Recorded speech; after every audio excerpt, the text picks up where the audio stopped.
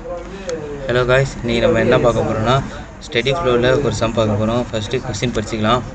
A gas turbine installation receives gas at a mass flow rate of 5 kg per second.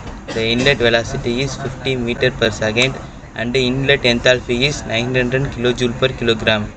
At the turbine exit, the velocity is 150 meter per second and the enthalpy is 400 kJ per kilogram. The heat loss from the gas to the surrounding is 25 kJ per kilogram. The inlet condition is 100 kilopascal and 27 degrees Celsius. Assume R is equal to 0.285 kJ per kilogram. Determine the work developed by the turbine and the inlet pipe diameter. இப்போ ஒரு case டர்பைனில் case flow ஆகுது. அது வந்து அதோட mass flow rate எவ்வளோதுன்னா 5 kg per second. அப்புறம் வந்து அந்த கேஸ் டர்பைனில் வந்து இன்லெட் வெலாசிட்டி எவ்வளோதுன்னா 50 மீட்டர் per second. அப்புறம் அதோட இன்லெட் என்தால்பி வந்து 900 kJ per kilogram. அப்புறம் வந்து அந்த டர்பைன் எக்ஸிட்டில் வந்து எவ்வளோ வெலாசிட்டி இருக்குன்னா 150 மீட்டர் per second. அதோட என்தால்பி எவ்வளோதுன்னா 400 kJ per kilogram. அப்புறம் வந்து ஹீட் வந்து சரௌண்டிங்க்கு எவ்வளோ லாஸ் ஆகுதுன்னா 25 kJ per kilogram. அப்புறம் வந்து இன்லெட் கண்டிஷன் கொடுத்துட்டாங்க. அப்புறம் கேஸ் கான்ஸ்டன்ட்டையும் கொடுத்துட்டாங்க ஆரோட வேல்யூ. இப்போ வந்து ஒர்க்கும் நம்ம வந்து இன்லெட் பைப்போட டயாமீட்டரும் கண்டுபிடிக்கணும். ஃபஸ்ட்டு கிவன் எடுத்து எழுதிக்கலாம். கிவன் என்னென்னா இந்த மாஸ் ஃப்ளோ ரேட் கொடுத்துட்டாங்க 5 kg per second. அப்புறம் வந்து அதோட இன்லெட் வெலாசிட்டி எவ்வளோ C1 எடுத்திருக்கோம் 50 மீட்டர் per second. அப்புறம் வந்து அவுட்லெட்டோட வெலாசிட்டி எவ்வளோதுன்னா 150 மீட்டர் per second. அப்புறம் இன்லெட் என்தால்பி வந்து H1 எடுத்திருக்கோம் 900 kJ per kilogram. அப்புறம் வந்து அவுட்லெட்டோட என்தால்பி வந்து H2 எடுத்திருக்கோம் 400 kJ per kilogram.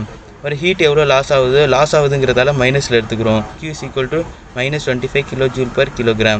அப்புறம் கேஸ் கான்ஸ்டன்ட்டோட வேல்யூ கொடுத்துட்டாங்க. R is equal to 0.285 kJ per kilogram. இன்லெட்டோட ப்ரெஷர் கொடுத்துட்டாங்க. P1 is equal to P1 எடுத்துருக்கோம். P1 is equal to 100 kilopascal. அப்புறம் டெம்பரேச்சர் வந்து செல்சியஸில் இருக்குது. அது T1 எடுத்துருக்கோம். அது வந்து கெல்வினுக்கு மாற்றிக்கிறோம். 273 ஆட் பண்ணிக்கிறோம்.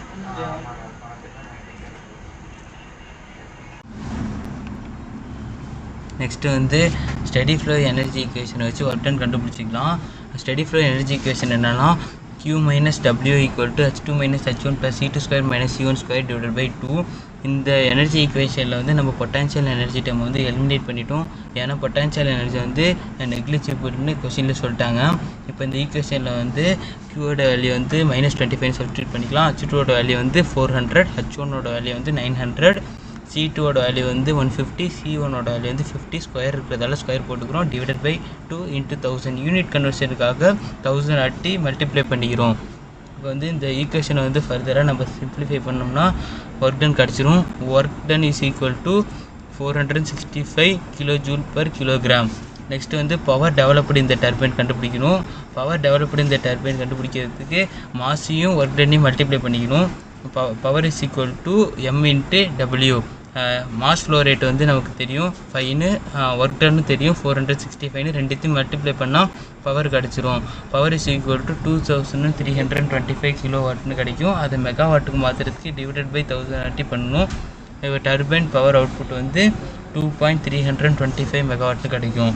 நெக்ஸ்ட்டு வந்து ஸ்பெசிஃபிக் இன்லெட்டோட ஸ்பெசிஃபிக் வால்யூமும் அந்த பைப்போட ஏரியாவும் கண்டுபிடிக்கணும். ஸ்பெசிஃபிக் வால்யூம் கண்டுபிடிக்கிறதுக்கு ஃபார்முலா என்னென்னா V1 = R × T1 divided by P1. ஆரோட வேல்யூ வந்து கேஸ் கான்ஸ்டன்ட்டு கொஷினில் கொடுத்துட்டாங்க. T1 நமக்கு தெரியும், P1 தெரியும். எல்லாத்தையும் சப்ஸ்டிட் பண்ணிட்டோம்னா specific volume is equal to 0.855 m3/kg கிடைக்கும். நெக்ஸ்ட்டு வந்து நம்ம பைப்போட ஏரியா கண்டுபிடிக்கணும். ஏரியா கண்டுபிடிக்கிறதுக்கு இந்த ரிலேஷன் எடுத்திருக்கோம். M is equal to C1 × A divided by V1. இதை வந்து நம்ம ரீஅரேஞ்ச் பண்ணோம்னா A is equal to M dot V1 divided by C1 கிடைக்கும். இதில் வந்து எம்மோட வேல்யூ, V1ஓட வேல்யூ, C1ஓட வேல்யூ மூணுத்தையும் சப்ஸ்டிட் பண்ணோம்னா நமக்கு பைப்போட கிராஸ் செக்ஷனல் ஏரியா கிடச்சிரும். இந்த ஈக்குவேஷனில் வந்து எம்ங்கிறது மாஸ் ஃப்ளோ ரேட்டு, விங்கிறது வந்து ஸ்பெசிஃபிக் வால்யூம், C1ங்கிறது வந்து velocity of the inlet pipe.